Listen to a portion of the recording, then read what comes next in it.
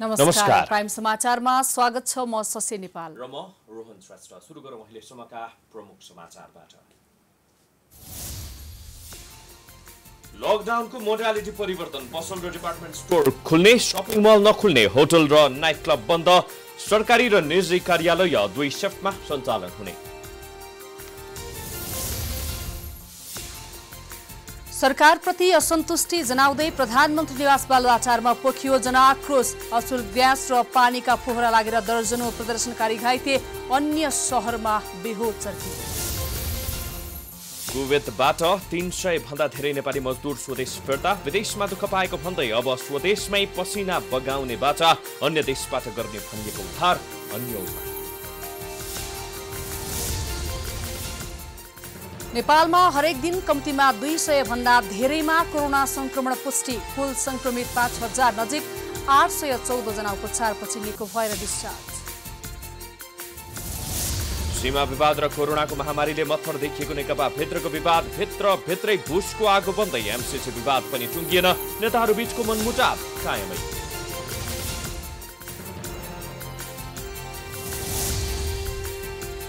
COVID-19 रोगबाट विश्वभर मृत्यु हुनेको संख्या 4,19,000, 74,84,000 संक्रमित, 38 लाख जना उपचारपछि निको। स्पेनिस ला लिगा फुटबलका बाँकी खेलहरू आजबाट पुनः सुरु हुँदै संक्रमणको जोखिम टार्न सबै खेल बन्द रङ्गशालामा खेलाइए।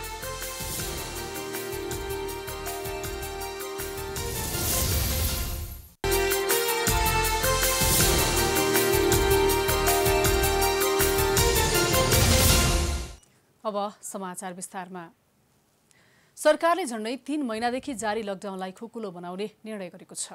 मन्त्री परिषदका निर्णय सार्वजनिक गर्न बिहीबार सञ्चार मन्त्रालयमा पत्रकार सम्मेलनको आयोजना गर्दै सरकारका प्रवक्ता अर्थ तथा सञ्चार मन्त्री डाक्टर युवराज खतिवड़ाले लकडाउनलाई खुकुलो बनाउँदै केही क्षेत्रलाई खुल्ला गर्ने निर्णय भएको जानकारी दिनुभयो। बैठकले निजी सवारी साधनहरू जोरबेजोर प्रणालीका आधारमा चल्न दिने निर्णय गरेको छ। बैठकले उद्योग, व्यवसाय, पसल र डिपार्टमेन्ट स्टोरहरू खुल्ला गर्ने निर्णय गरेको छ।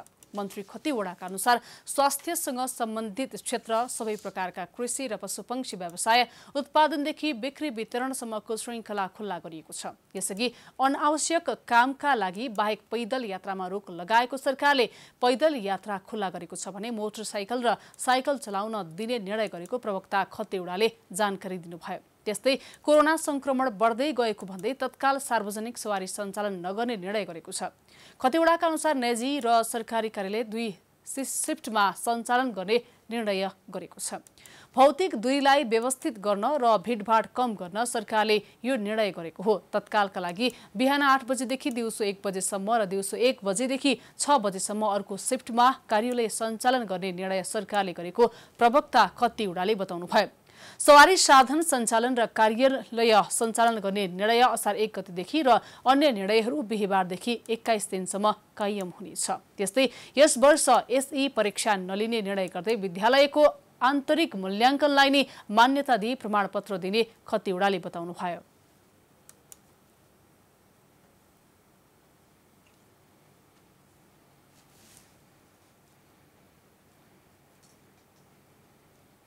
व्यापार, व्यवसाय, पसल र डिपार्टमेन्ट स्टोरहरू खुला गरिएका छन्।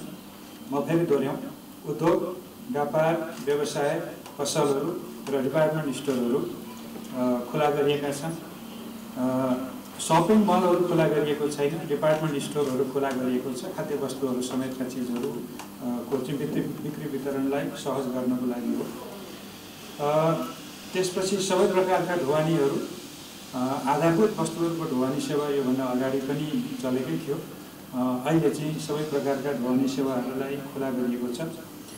व्यक्तिहरूको पैदल आवागमनलाई खुला गरिएको छ र यो आवागमन गरिरहँदा भिडभाड नगर्ने, आफूले मास्क लगाउने, आफ्नो चाहिँ सुरक्षाको उपायहरू अपनाउने कुराहरू त छँदैछन्। उहाँले अन्तर्राष्ट्रिय र आन्तरिक उडान सीमा नाकाबाट आवत-जावत सिनेमा हल, सार्वजनिक पुस्तकालय, धार्मिक स्थलमा भेला हुन निषेध गरिएको बताउनुभयो। मन्त्री परिषदले नेपाल भारत सीमा सम्बन्धमा प्रमाण सङ्कलनका लागि 9 सदस्यीय विज्ञ समूह गठन गरेको छ। नीति अनुसन्धान प्रतिष्ठानका अध्यक्ष विष्णुराज उप्रेतीको संयोजकत्वमा 9 सदस्यीय विज्ञ समूह गठन भएको प्रवक्ता खतिवड़ाले बताउनुभयो। कोरोना भाइरसको महामारी नियन्त्रणमा सरकारले चालेको कदमप्रति नागरिक स्तरमा असन्तुष्टि बढ्दो छ।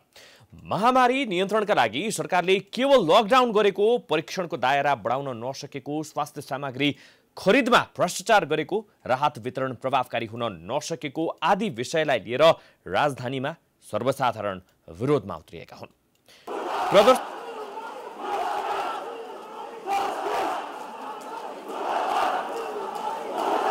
सरकारका काम कारबाहीप्रति असन्तुष्ट हुँदै विरोधमा उत्रेका युवाहरूमाथि प्रहरीले पानीको फोहरा र अश्रु ग्यास प्रहार गरेको छ। काठमाडौँको बालुवाटार र नक्साल क्षेत्रमा जम्मा भएका प्रदर्शनकारीलाई प्रहरीले तितर-बितर बनाउन बल प्रयोग गरेको हो। यसअघि बालुवाटारमा मंगलबार भएको प्रदर्शनमा पनि प्रहरीले पानीको फोहरा हानेको थियो। बिहीबार भने 4-5 राउन्ड अश्रु ग्यास पनि हानिएको थियो। त्यसैगरी पानीको फोहरा र लाठीचार्ज गर्दा केही प्रदर्शनकारीहरू घाइते समेत भएका थिए।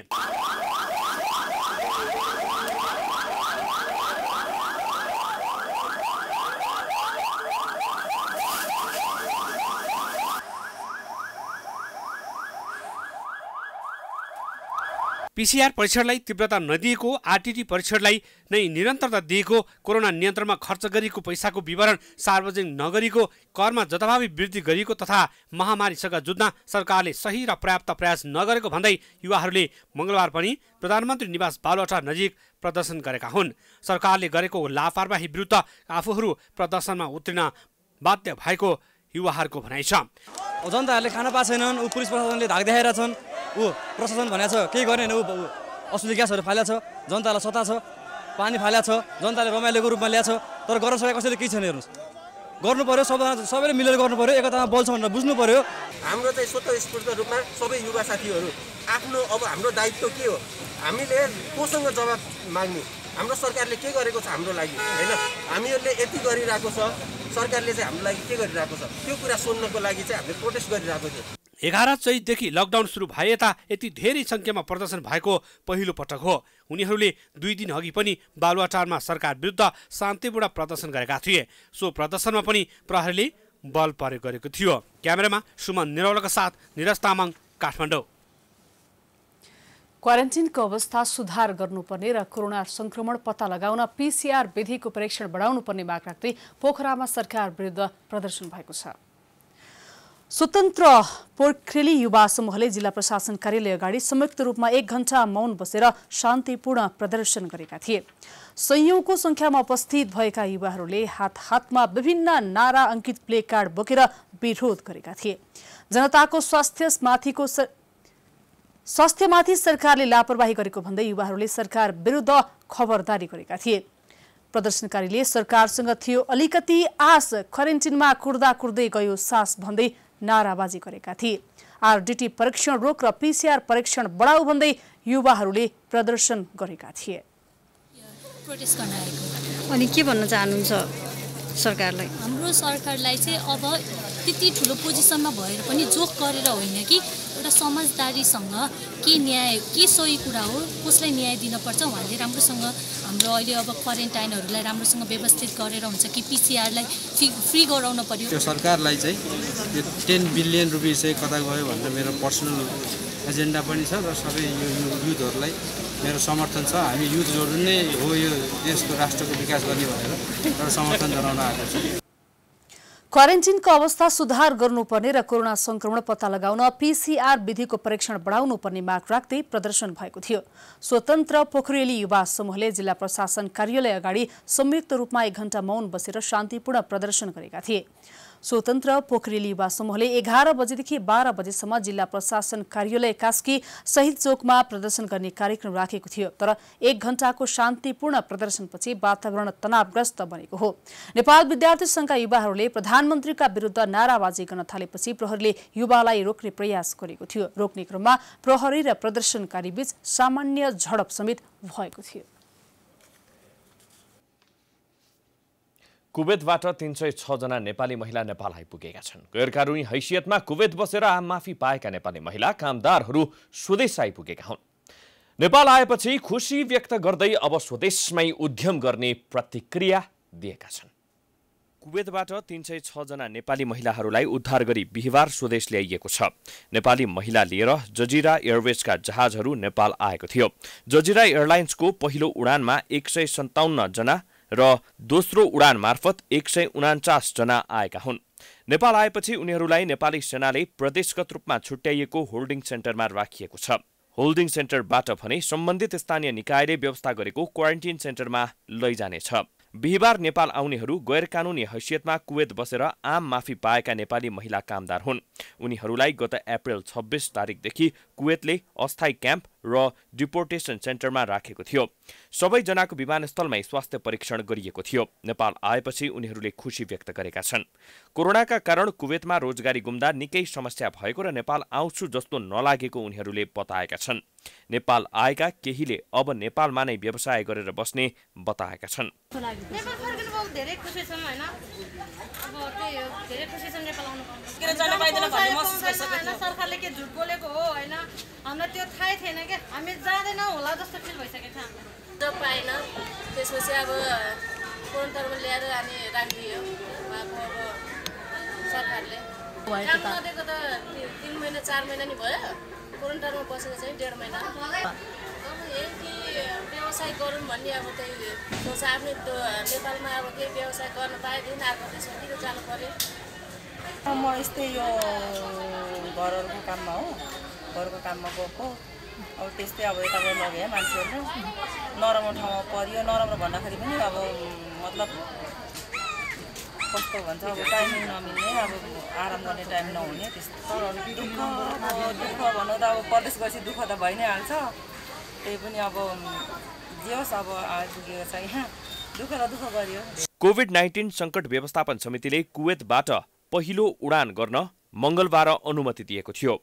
कुवेतले बिना जरिवाना स्वदेश फिर्न पाउने भन्दै अस्थायी क्याम्प र डिपोर्टेसन सेन्टरमा राखेकालाई आफ्नै खर्चमा दैनिक 2वटा चार्टर्ड विमान मार्फत नेपाल पठाउन सरकार समक्ष प्रस्ताव राखेको थियो।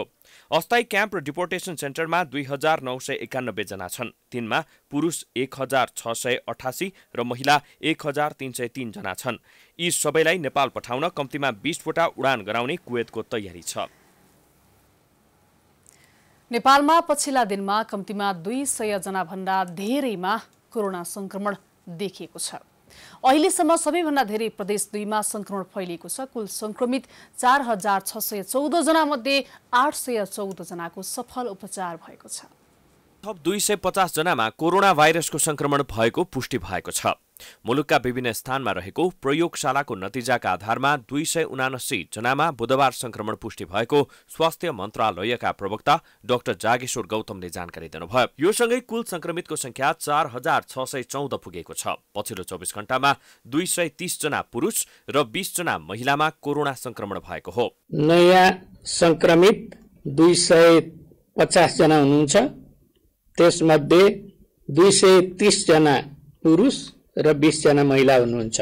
आइसोलेसनमा रहेका संक्रमितहरूको संख्या 3738 छ र मृत्यु हुनेको संख्या 15 रहेको छ। 4285 जना पुरुष र 329 जना महिलामा कोरोना संक्रमण भएको हो। प्रदेश 1 को 13 जिल्लामा 307 जना, प्रदेश 2 को 8 जिल्लाका 1671 जना, बागमती प्रदेशको 12 जिल्लाको 147 जना, गण्डकी प्रदेशको 9 जिल्लाको 147 जना, प्रदेश 5 को 12 जिल्लाका 1379 जना, कर्णाली प्रदेशको 9 जिल्लाका 759 जना र सुदूरपश्चिमको 9 जिल्लाका 192 जना रहेका छन्। अहिलेसम्म 72 जिल्लाका नागरिकमा कोरोना संक्रमण देखिएको छ। त्यसैगरी अहिलेसम्म 861 जना उपचारपछि निको भएर डिस्चार्ज भएका छन्। कुल डिस्चार्ज भएका मध्ये 774 जना पुरुष र 87 जना महिला रहेका छन्। पछिल्लो 24 घण्टामा 187 जना निको भएर घर फर्किएका छन्। तीमध्ये 8 जना महिला र 179 जना पुरुष रहेको प्रवक्ता गौतमले बताउनुभयो। संक्रमित मध्ये अहिलेसम्म 15 जनाको निधन भएको छ। नेपालमा अहिलेसम्म कुल 2,83,624 जनाको कोरोना भाइरस परीक्षण गरिएको छ। 1,15,930 वटा PCR परीक्षण र 1,78,143 RDT टेस्ट सम्पन्न भएको प्रवक्ता गौतमले जानकारी दिनुभयो। पछिल्लो 24 घण्टामा 5,194 वटा PCR परीक्षण भएको छ भने RDT विधिबाट 5,263 वटा परीक्षण भएको छ।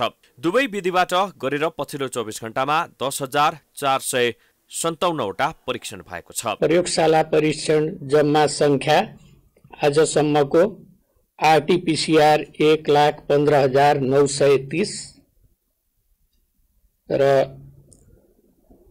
RDT 1,78,143 र आजको RT-PCR 5,194 र RDT 5,263 छ। मन्त्रालयका अनुसार हालसम्म देशभरका क्वारेन्टिनमा 1,62,013 जना रहेका छन्। 3,738 जना संक्रमितको आइसोलेसनमा उपचार हुँदैछ। काठमाडौँ उपत्यकामा चहल पहल बाक्लिएको छ। 80 दिनसम्म लकडाउनमा घरभित्रै बसेका सर्वसाधारण तथा व्यवसायीहरू बाहिरिएपछि चहल पहल बाक्लिएको हो। तर चलेका निजी सवारी साधन हुन् या खुलेका व्यवसाय कोरोनाबाट बच्न सतर्कता अपनाएको पनि देखिएन। सरकारले कोरोना नियन्त्रण तथा रोकथामका लागि गरिएको लकडाउनको मोडालिटी परिवर्तन गरेसँगै काठमाडौँ उपत्यकामा चहल पहल वात्तै बढेको छ। सडकमा निजी तथा सरकारी सवारी साधन चापमा गुडिरहेका छन् भने चोक चोकमा जाम देखिन्छ। दैनिक उपभोग्य सामग्रीका पसल मात्रै होइन, फेन्सी तथा कस्मेटिक तथा हार्डवेयरका पसलहरू पनि खुलेका छन्। तर सरकारको आधिकारिक निर्णय नआएको भन्दै चोक चोकमा सुरक्षाकर्मीले सवारी साधन रोकेपछि वाद विवाद भएको थियो। पास बिना सवारी साधन सञ्चालन गरेको भन्दै सुरक्षाकर्मीले सवारी साधन रोकेपछि सुन्दारा रत्न पार्क सडक अन्तर्गत वीर अस्पताल छेउमै सुरक्षाकर्मी र सर्वसाधारण बीच चर्का चर्की नै परेको थियो। कला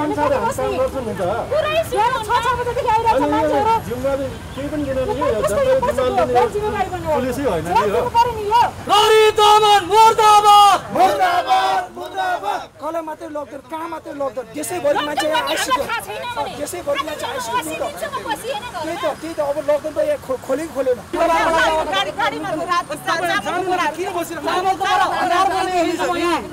बुधबार राति बसेको मन्त्री परिषद बैठकले लकडाउन खुकुलो पार्ने निर्णय गर्दै पसलहरू खोल्न दिने र सवारी साधनहरू जोर बिजोर प्रणालीका आधारमा चल्न दिने निर्णय गरेको थियो।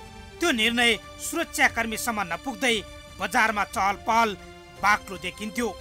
कतिपय व्यवसायी त आफ्नो छेउछाउमा पसल धमाधम खुलेको थाहा पाएपछि आफू पनि पसल खोल्न 80 दिनपछि आएको बताउँदै थिए। अहिले भर्खर आएर खोल्यो, अनि त्यसपछि अरूले भन्दै हुनुहुन्थ्यो कि अहिले अब खोइ निर्णय भएको छैन, आजबाट चाहिँ 11 बजीबाट खोल्न दिने भन्दै थिए। त्यही सुनेर आएर खोलेको। खोलेर पनि खासै किन आएर छैन, टाक्क टुक्क आउँछ। पहिला जस्तो त हुल पनि गर्नु भएन नि त, होइन? त्यो अब सबैले खोल्यो, अनि आजदेखि सब खुल्छ भन्नु थाल्यो, होइन? त्यो पत्रिकाहरूमा पनि देखियो, त्योमा खोल्यो भने त्यसैले खोलेको। आज त खोलेको पनि होइन, म त खास आज त धेरै दिन भयो सफा गर्नलाई, आज मात्र खोलेको, सफा मात्र गर्न आएको खास हामी त। मैले के थाहा पाएको छैन, वरिपरि छिमेकीले अलिअलि खोलिरहेको छ, आउनुहोस् भनेर बोलाए अनि आएको। बिहिबार बिहानैदेखि काठमाडौँका सडक पेटीका पसलहरू समेत खुल्न थालेका छन्। देशका विभिन्न जिल्लामा कोरोना संक्रमितको संख्या घट्नुको सट्टा दैनिक बढिरहेका छन्। कोरोना रोकथाम र नियन्त्रणका लागि गरिएको लकडाउनको मोडालिटी फेरिनु सकारात्मक कुरा हो, तर सडक तथा पसलहरूमा न त भौतिक दूरी कायम भएको देखिन्छ, न त स्वास्थ्य सतर्कताका लागि कुनै उपाय नै अवलम्बन गरिएको देखिन्छ, जसका कारण कतै काठमाडौँ उपत्यकामा कोरोना संक्रमण वात्तै बढ्ने त होइन भन्ने त्रास फैलिएको छ। क्यामेरामा सुमन निरौलाका साथ बालकृष्ण शर्मा, काठमाडौँ। सरकारले अवस्था हेरेर बन्दाबन्दीको स्वरूपमा परिवर्तन गरिरहँदा सार्वजनिक यातायातलाई पनि कसरी सञ्चालन गर्न सकिन्छ भनी छलफल सुरु भएको छ।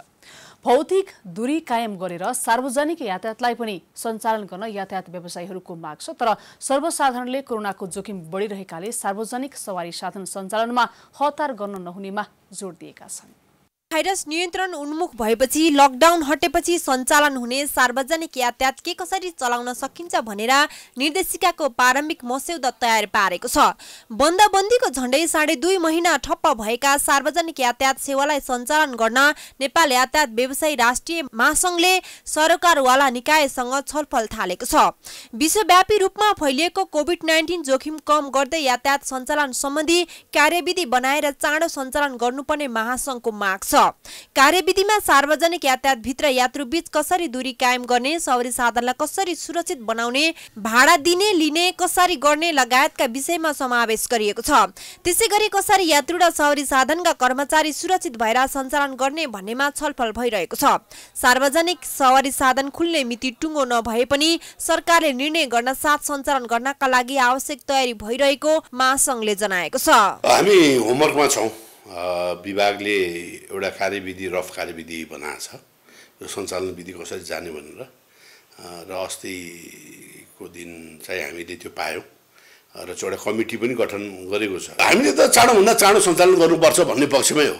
सरकारले बन्दबन्दी खुकुलो बनाउनका लागि यातायातको साधन खुलाउनु पर्ने भए पनि यसबाट संक्रमण फैलन सक्ने जोखिम रहेको सर्वसाधारणहरूको भनाइ छ। हैन, अब अहिले गर्नु हुँदैन केही टाइमको लागि। सरकारले राम्रो आफ्नो नीति नल्याइकन त्यतिकै गर्नु हुँदैन जस्तो लाग्छ मलाई चाहिँ। सार्वजनिक यातायात अब मानिसहरूलाई आवाजात गर्न त अपरिहार्य नै छ हैन। अब बिस्तारै बिस्तारै अलिकति सहज तरिकाले सञ्चालन गरिदिए राम्रो हुन्थ्यो। महानगरीय ट्राफिक प्रहरी महाशाखाका प्रमुख भीम प्रसाद ढकालले भने अहिलेसम्म कुनै पनि निर्णय नआएको र पहिलेकै मोडालिटीमा काम गरिरहेको बताए। विषयमा माथिबाट केही निर्णय भएको छैन र त्यसमा पनि सार्वजनिक यातायात चल्ने भन्ने कुरो त मलाई लाग्छ अहिले नहोला यो। र अहिले मोडालिटी चेन्ज सम्बन्धमा माथिबाट चाहिँ निर्णय नभइकन हामीले यसै भन्न सक्दैनौँ। सरकारले बिहिबारदेखि नै लागू हुने गरी जोडबिजोड प्रणाली अनुसार निजी सवारी साधन चलाउन सकिने निर्णय गरेको छ। विभिन्न चरणमा लकडाउन खुकुलो पार्दै जाने निर्णय भए पनि सरकारले सार्वजनिक यातायातको बारेमा अन्तिम निर्णय गर्न बाँकी रहेको छ। प्राइम टाइम्स टेलिभिजनको लागि क्यामेरामा दिपु शाहका साथ लक्ष्मी विश्वकर्मा, काठमाडौँ।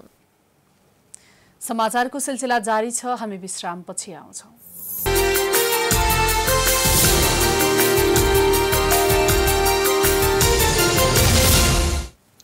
विश्रामपछि पुनः स्वागत छ। अब बाँकी प्रसङ्ग।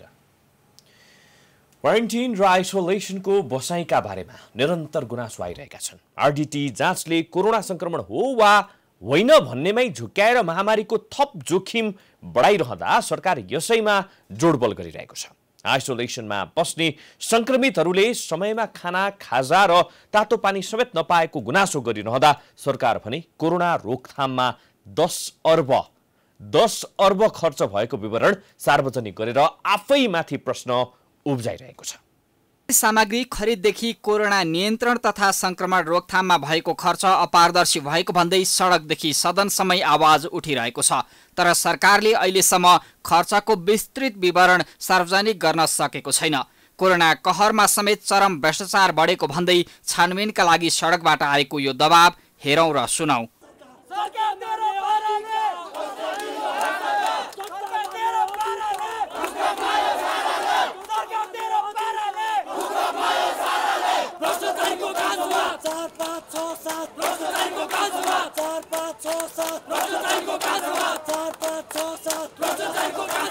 सडकमा पीसीआर जाँच बढाएर कोरोना महामारीको अवस्था यकिन गर्नुपर्नेदेखि सरकारका हरेक खर्च विवरण सार्वजनिक गर्न दबाब दिँदै गर्दा सदनमा सांसदहरूले समेत अनियमितता बढेको भन्दै सरकारलाई ध्यानाकर्षण गराइरहेका छन्। यो सरकारले पीसीआर मेसिन 5वटा किन्यो, 5वटै चल्दैन।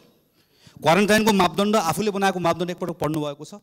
भ्रष्टाचार स्वास्थ्य सामग्रीको सूची राखेर संसदमा छलफल गर्नका निम्ति म प्रधानमन्त्रीलाई खुला आह्वान गर्छु। तयार हुनुहुन्छ सम्माननीय प्रधानमन्त्रीज्यू? सरकारले कोभिड-19 नियन्त्रणको लागि 10 अरब खर्च गर्यो भने मिडियामा बाहिर आइरहेको छ। त्यो रकम, त्यति बढी रकम केमा खर्च भयो? सम्मानित सदनलाई यो जानकारी कहिले हुन्छ? भ्रष्टाचार चाहे स्वास्थ्य सामग्री खरिदको अहिले कोभिड-19 को अवस्थाको बारेमा होस्, अहिलेको सवालमा होस् अथवा अन्य विषय र सन्दर्भमा होस्, माथिदेखि तलसम्म सबै तहमा भ्रष्टाचार। तर यो दबावले सरकार कति पनि जिम्मेवार बन्न चाहिरहेको छैन। बरु देशको नेतृत्व गरिरहेका प्रधानमन्त्री केपी शर्मा ओली नै भनिरहेका छन्, अहिले हिसाब किताब माग्न छाडौँ, कोरोनाको महामारीसँग सामना गर्न एकाकार बनाऊ। ओम्नी ग्रुप भनेको छ, त्यतिकै बोलेको छ, कहिले के भनेर बोलेको छ, कहिले विशाल ग्रुपसँगको साँठगाँठबाट भन्ने कुराहरू गरेको छ। यस्तो कुराहरू हामी सांसद जस्तो जनप्रतिनिधिहरू जस्तोले बोल्दाखेरि अलिक तथ्य प्रमाणका आधारमा बोल्नु वाञ्छनीय हुन्छ। सडकमा अभियन्तासँगै युवा विद्यार्थी कोरोना महामारीमा भएको खर्चको हिसाब मागिरहेका छन् सदनमा सांसदहरू। अर्थविदहरू पनि भनिरहेका छन्, कोरोना रोकथामको खर्च विवरण विषयगत रूपमा सार्वजनिक नहुँदासम्म सरकारप्रतिको विश्वसनीयतामा प्रश्न उठ्नु स्वाभाविक मान्नुपर्छ। अब जनतामा सूचित पनि बढी भएको छन् र चेतना पनि बढेको छ। त्यस कारणले गर्दा अब त्यो भएका खर्चहरूको कहाँ खर्च भयो, कसरी खर्च भयो भन्ने कुराको चाहिँ लेखाजोखा पार्लियामेन्टले नै माग्या हो। त्यस कारणले पार्लियामेन्टले भित्र माग भएको कुरालाई अब अरूले पनि भन्नु स्वाभाविक हो। सरकारले पनि त्यो कुरालाई सहज रूपमा लिएर बाहिर ल्याइदियो भने त्यो सरकारको लागि पनि राम्रो हुन्छ। सरकार कुल 987 करोड रुपियाँ खर्च भएको विवरण सार्वजनिक गरेर संघीय सरकारले 6 अर्ब 3 करोड, प्रदेश सरकारले 1 अर्ब 8 करोड र स्थानीय तहले 2 अर्ब 76 करोड खर्च गरेको भन्ने बाहेक अरू खर्च विवरण दिन सकिरहेको छैन। सरकारले प्रत्येक सामान किन्दा वा बनाउँदा कति रकम खर्च भयो भनेर विवरण सार्वजनिक नगर्दासम्म 10 अर्बमा ठुलै गोलमाल छ भन्ने जनमत बढिरहनेछ। रुकुम पश्चिमको चौरजहारी नगरपालिका 8मा अन्तर्जातीय प्रेम सम्बन्धका कारण भएको हत्याकाण्ड अहिले चर्चामा छ। घटनामा राजनीतिक दलका व्यक्तिहरू नै संलग्न रहेको उनीहरूको उन्मुक्तिको लागि राजनीतिकरण हुन सक्ने धेरैले आशंका गर्दै आएका छन्। पारदर्शी रूपमा छानबिन गर्न सहयोग गर्ने उद्देश्यले राष्ट्रिय दलित पत्रकार संघ नेपालले घटनाको अध्ययन गरी प्रतिवेदन प्रस्तुत गरेको छ। रुकुमको सोती घटनालाई विभिन्न तरिकाबाट टिक्का टिप्पणी भइरहेको बेला राष्ट्रिय दलित पत्रकार संघ नेपालको टोलीले अन्तर्जातीय प्रेम भएकै कारण हत्याकाण्ड भएको ठहर गरेको छ। संघको नेतृत्वमा मानवाधिकार कर्मी, पत्रकार तथा कानून व्यवसायीहरूले ज्येष्ठ 21 देखि 27 गतेसम्म घटनाको स्थलगत अध्ययन गरेका थिए। सत्य तथ्य पत्ता लगाउन स्थानीय तथा सरकारवालाहरूसँग भेटघाट तथा अन्तर्क्रिया गरी तयार पारेको स्थलगत अध्ययनको प्रतिवेदन आज रिपोर्टर्स क्लबमा पत्रकार सम्मेलनको आयोजना गरी सार्वजनिक गरिएको हो। प्रतिवेदनमा मृत्यु भएका नवराज विक र हत्याकाण्डमा संलग्नको आरोपमा हिरासतमा रहेकी सुषमा मल्लबीच विगत 3 वर्षदेखि अन्तर्जातीय प्रेम सम्बन्ध रहेको दावी गरिएको छ। तर उक्त प्रेम सम्बन्धलाई सुषमाको परिवारले अस्वीकार गर्दा हत्याकाण्ड भएको अधिवक्ता बद्री प्रसाद भूषाल बताउँछन्। अन्तर्जातीय प्रेम विवाद त छँदैछ, तर यो घटना नवराज विश्वकर्मा र उनका साथीहरू, मूलतः नवराज विश्वकर्मा र बाँकी उनका साथीहरू पनि मारिनु पर्नको कारण चाहिँ आफ्नो प्रेमिकालाई भेट्नको लागि उनी रुकुम चौरजहारी नगरपालिका वार्ड नम्बर 8 सोती गाउँमा केटीको घरसम्म उनी आएको अवस्थामा त्यो दिन पनि त्यो घरमा चाहिँ उनी माथि केही कुटपिट भएको छ। घरबाट तल झारेर लखेटेर तल नदीको किनारमा ल्याएर कुटेको देख्ने मान्छेहरू त्यहाँ प्रत्यक्षदर्शीहरू छन्। घटनामा दोषीलाई रुकुमका स्थानीय सरकार र प्रहरी प्रशासनले नै संरक्षण गर्न खोजिएको आरोप लगाइएको छ। स्थलगत अध्ययनका क्रममा स्थानीय जनप्रतिनिधि, केटी पक्षको परिवार र स्थानीय सर्वसाधारणले 6 जनाको हत्या हुने गरी घटना गराइएको समितिको ठहर छ। मुख्य निष्कर्ष भनेको जातीय छुवाछुत हो, जातीय विभेदै हो, त्योभन्दा कुनै अरू कारणै छैन। नवराज विकले सुषमा मल्लसँगको प्रेम सम्बन्ध र त्यसलाई छुटाउन खोज्नु पारिवारिक कारण, परिवारले जसरी उसको परिवारले सुषमा मल्ल र नवराज विकको प्रेम सम्बन्ध टुटाउन खोजेको छ, त्यसको टुटाउनमा स्वयं सुषमा मल्लका आमा र वडाध्यक्ष संलग्न हुनुहुन्छ। वडाध्यक्ष भनेको चाहिँ डम्बरबहादुर मल्ल कृष्णकुमार सेन काका हुनुहुन्छ। घटनाको जड अन्तर्जातीय प्रेम रहेको कुरामा कसैले नकार्न नहुने अध्ययन टोलीको ठहर छ। त्यसैगरी घटनाको निष्पक्ष छानबिन गरी दोषीलाई कडा कारबाही गर्न माग गरिएको छ। सोती घटनामा जाजरकोटका 6 युवाको मृत्यु भएको थियो। भेरी नगरपालिका 4 का 21 वर्षीय नवराज विक, 21 वर्षीय सञ्जु विक, 17 वर्षीय गणेश बुढा, 18 वर्षीय लोकेन्द्र सुनार, गोविन्द शाही, चौरजहारी नगरपालिका 1 पश्चिम रुकुमका 20 वर्षीय टिकाराम सुनारको सोती घटनामा ज्यान गएको हो। क्यामेरामा सुमन निरौलाको साथमा रितासमा मुखिया, काठमाडौँ। रुकुम चौरजहारी घटनाको छानबिन गर्न प्रतिनिधि सभाले संसदीय विशेष छानबिन समिति आफ्नो काम सुरु गरेको छ। समितिले बिहिबार रुकुम चौरजहारी घटनाको छानबिनको प्रक्रियाका बारेमा सभामुख अग्नि सापकोटासँग छलफल गरेको हो। प्रतिनिधि सभाको गत सोमबारको बैठकले सांसद देवेन्द्र पौडेलको संयोजकत्वमा संसदीय विशेष छानबिन समिति गठन गरेको थियो। समितिका सदस्यहरूमा सांसदहरू इकबाल मिया, दुर्गा पौडेल, पार्वती कुमार बिसंखे, प्रकाश रसाइली, विमला विक, महेश्वर जंग गहतराज, मेनबहादुर विश्वकर्मा र रामसहाय प्रसाद यादव रहनु भएको छ। समितिलाई 30 दिनको समयावधि दिएको छ। समितिका संयोजक सांसद पौडेलले संविधान संशोधनको विषयमा आगामी 30 गते बस्ने प्रतिनिधि सभाको बैठकमा भोट हालेर छानबिनका लागि रुकुम जाने जानकारी दिनुभयो। प्रारम्भिक छलफल सुरु गरेका छौँ। कार्यविधि बनाउनदेखि लिएर सबै निकै गम्भीरतापूर्वक सम्मानित सदनले दिएको जिम्मेवारी पुरा गर्ने प्रतिबद्धता सबैले व्यक्त गरेका छौँ। यो नेपालको खास गरी अनुसूची फेरेर संविधान संशोधन गर्ने र नेपालको लिपुलेख लिम्पियाधुरा र कालापानी क्षेत्रलाई नेपालभित्र ल्याउने ऐतिहासिक दिन भएको हुँदाखेरि त्यो दिनमा भोट हालेर हामी लगत्तै त्यसपछि यो सम्मानित सदनले दिएको जिम्मेवारी यो कार्यालयको संसदीय समितिको जिम्मेवारी पुरा गर्नको निम्ति हामी जानेछौँ। गैरदलित प्रेमिकालाई भगाएर बिहे गर्न जाजरकोटबाट रुकुम पश्चिमको चौरजहारी नगरपालिका 8 सोती गएका नवराज विकास सहित 18 जनालाई स्थानीयले कुटपिट गरेका थिए। त्यसमा नवराज सहित 6 जनाको ज्यान गएको थियो। उनीहरूको शव भेरी नदीमा भेटिएको थियो। घटनामा संलग्नता भएको आरोपमा प्रहरीले 25 भन्दा बढीलाई पक्राउ गरेको छ।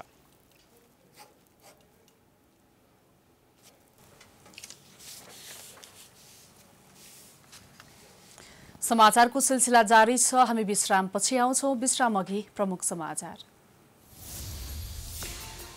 लकडाउनको मोडालिटी परिवर्तन, पसल र डिपार्टमेन्टल स्टोर खुल्ने, शपिङ मल नखुल्ने, होटल र नाइट क्लब बन्द, सरकारी र निजी कार्यालय 2 शिफ्टमा सञ्चालन हुने।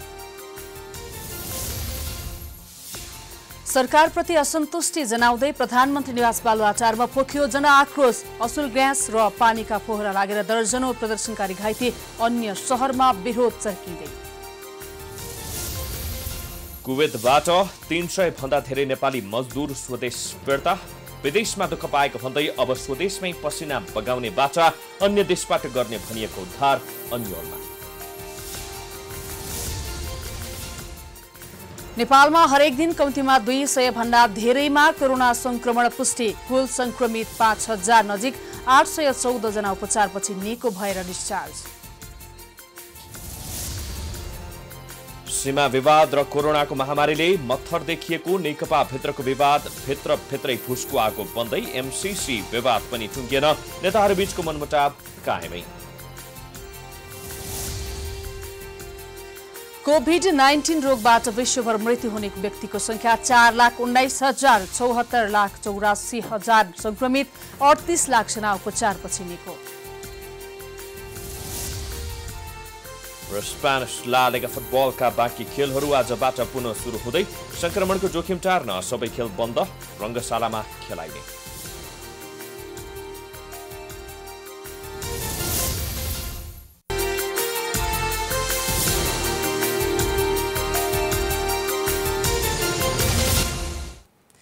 विश्रामपछि पुनः स्वागत छ। अब बाँकी समाचार।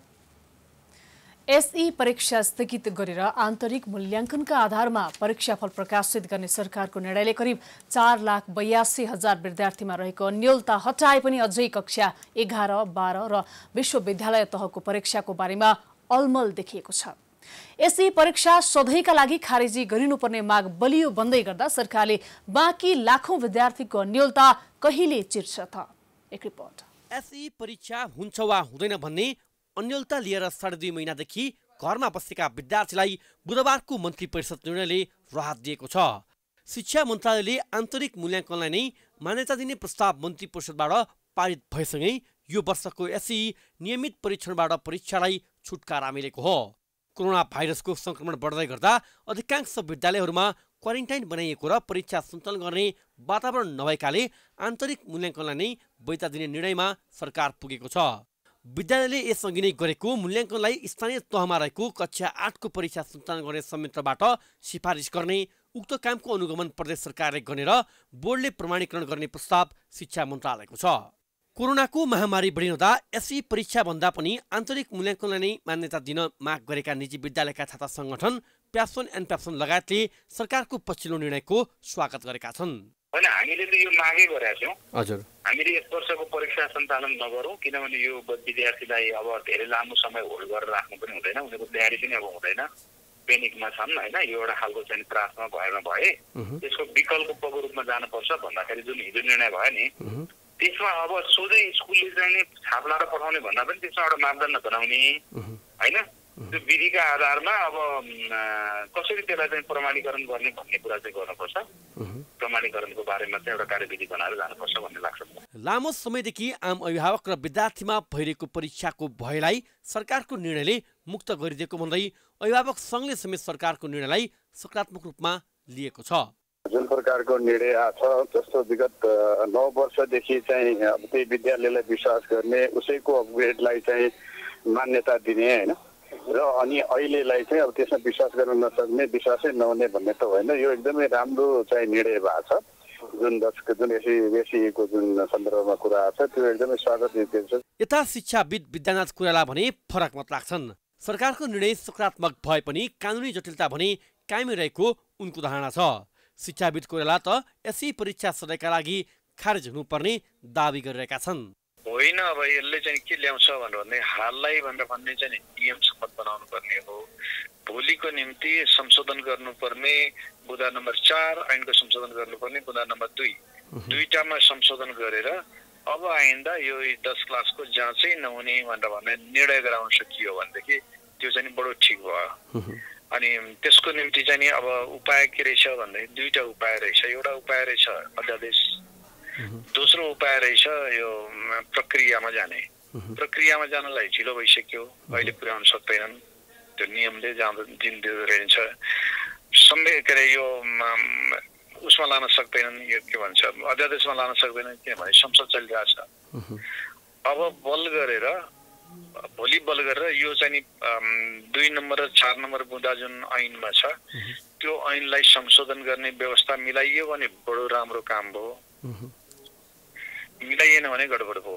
आगामी वर्षदेखि एसई परीक्षा के गर्ने भन्ने विषयलाई सङ्घीय शिक्षा ऐनबाटै सम्बोधन गर्ने गरी तयारी भइरहेको मन्त्रालय बताउँछ।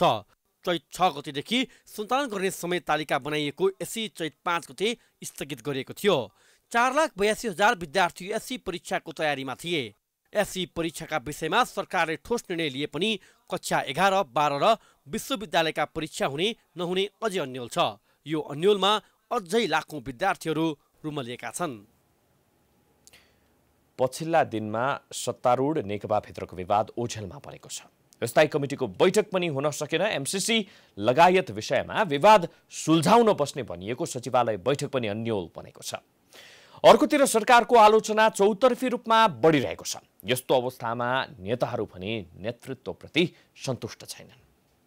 को विवाद चरमचुलीमा पुगेको समयमा प्रधानमन्त्री निवास बालुवाटारमा गत वैशाख 20 गते साँझ बसेको सचिवालय बैठकमा प्रधानमन्त्री एवं अध्यक्ष ओलीले आत्मआलोचना गरेपछि विवाद साम्य भए जस्तो देखिएको विवाद पुनः बल्झिएको छ। नेकपा सचिवालयका बहुमत नेताहरू अध्यक्ष पुष्पकमल दाहाल प्रचण्ड, माधव कुमार नेपाल, झलनाथ खनाल, वामदेव गौतम र नारायणकाजी श्रेष्ठले सरकार र पार्टी दुवै मोर्चामा ओली असफल भएको आन्तरिक निष्कर्ष निकालिसकेका छन्। वर्तमान परिस्थितिको विश्लेषण गर्न र पार्टीभित्र जारी विवादको उचित समाधान निकाल्न सत्तारूढ पार्टीका नेताहरू स्थायी कमिटीको बैठक बोलाउन माग गरे पनि नेतृत्वले व्यवस्था गरेको भन्दै नेताहरू गुनासो गर्न थालेका छन्। पार्टीको विधानले सही बैठक बोलाउनु नियमअनुसार बोलाउनु पर्ने बैठक हो।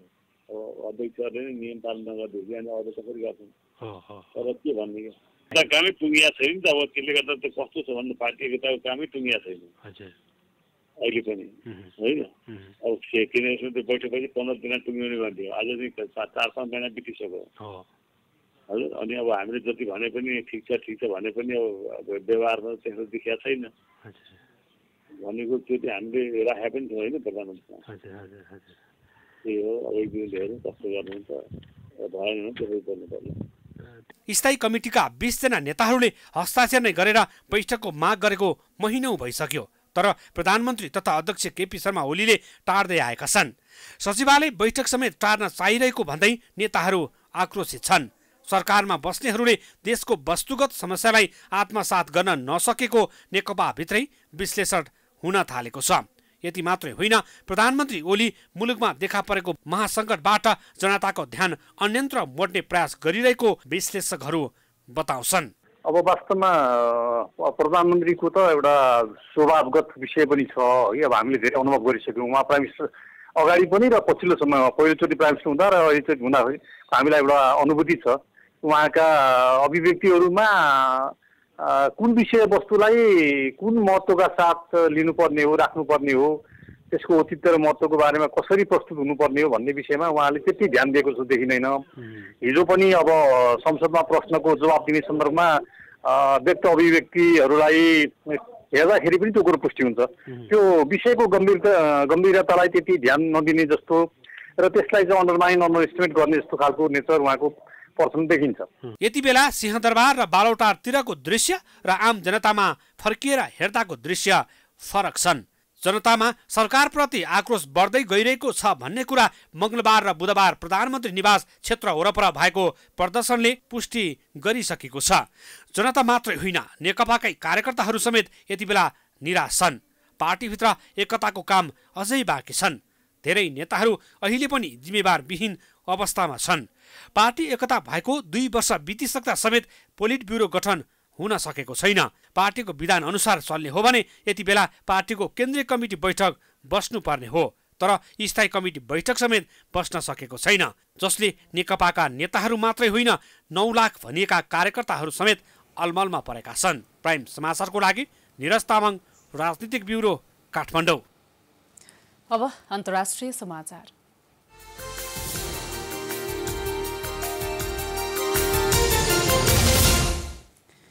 कोरोना भाइरस अर्थात् कोभिड-19 रोगबाट विश्वभर मृत्यु हुनेको संख्या 4,19,000 नागेको छ। साथै यस संक्रमणबाट विश्वभर करिब 74,84,000 जना संक्रमित भएका छन्। कोरोना भाइरसका कारण बिरामी भएका करिब 38 लाख जना निको भएका छन्। त्यसैगरी हाल विश्वभरमा कोरोना भाइरस संक्रमित 32 लाख भन्दा धेरै उपचार भइरहेको छ। तीमध्ये 54,000 जनाको अवस्था गम्भीर रहेको छ।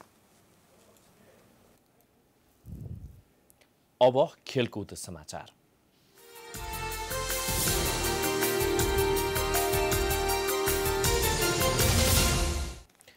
विश्वभर फैलिएको कोरोना भाइरस महामारीका कारण रोकिएको स्पेनिस ला लिगा फुटबलका बाँकी खेलहरू आजबाट पुनः सुरु हुँदैछन्। स्पेन सरकारको खेलकुद विभागले स्पेनिस फुटबल महासंघ र ला लिगासँग लिग पुनः सुरु गर्ने सहमति गरेको हो। गत मार्चमा रोकिएका खेलहरू सुचारू हुँदा दर्शकहरू रंगशालामा उपस्थित हुन पाउने भने छैनन्। संक्रमणको जोखिम टार्न बन्द रंगशालामा खेलहरू खेलाइने बताइएको छ।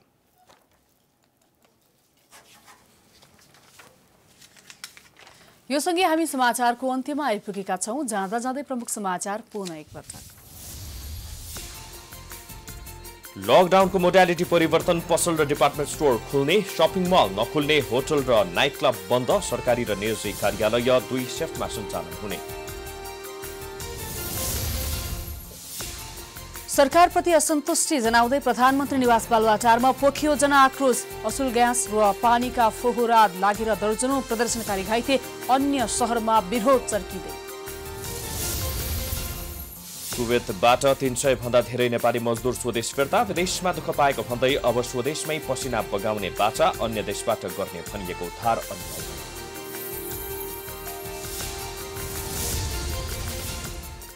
नेपालमा हरेक दिन कम्तीमा 200 भन्दा धेरैमा कोरोना संक्रमण पुष्टि। कुल संक्रमित 5,000 नजिक 814 जना उपचारपछि निको भएर डिस्चार्ज।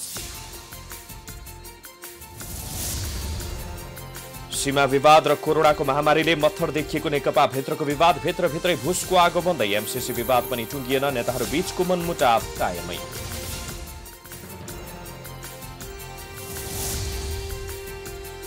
कोभिड-19 रोगबाट विश्वभर मृत्यु हुनेको संख्या 4,19,74,84,000 संक्रमित, 38 लाख जना उपचारपछि निको। स्पेनिश ला लिगा फुटबलका बाँकी खेलहरू आजबाट पुनः सुरु हुँदै संक्रमणको जोखिम टार्न सबै खेल बन्द रङ्गशालामा खेलाइने।